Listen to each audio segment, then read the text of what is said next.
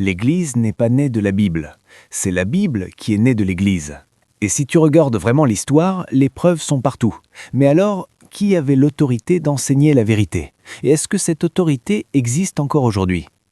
Plus tu remontes dans le temps, plus le bruit disparaît.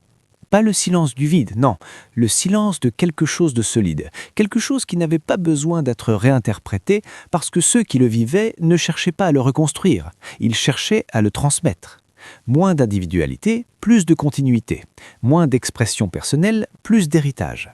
Jusqu'à un moment précis dans l'histoire où les suppositions que tu trouves normales aujourd'hui n'existaient tout simplement pas.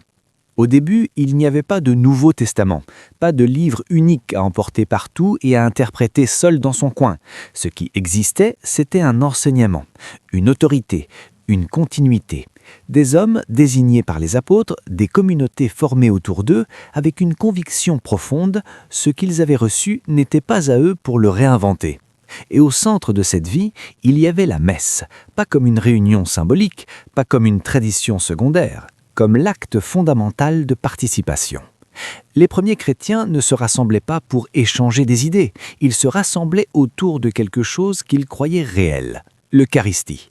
Ça ne vient pas d'une invention tardive de l'Église, ça remonte au Christ lui-même, à la dernière scène, pas comme un geste d'adieu, pas comme un symbole ajouté après coup, comme un commandement. Faites ceci. Pas réfléchissez-y, pas réinterprétez-le. Faites ceci. Et dans l'évangile de Jean, chapitre 6, quand le Christ parle de manger sa chair et de boire son sang, la réaction n'est pas de la confusion, c'est du rejet. Le langage est trop direct, trop difficile, et beaucoup de ses disciples partent. On n'en parle pas assez. Ils ne restent pas pour adoucir le sens, ils partent. Et le Christ ne les rappelle pas pour expliquer autrement. Il ne dit pas « non, c'était symbolique », il laisse les mots debout.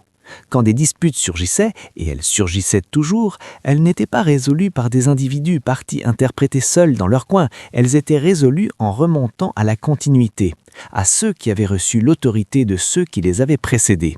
C'est pour ça que Irénée le Lion a pointé la succession apostolique, non pas comme une théorie, mais comme une chaîne visible, une chaîne traçable jusqu'aux apôtres eux-mêmes.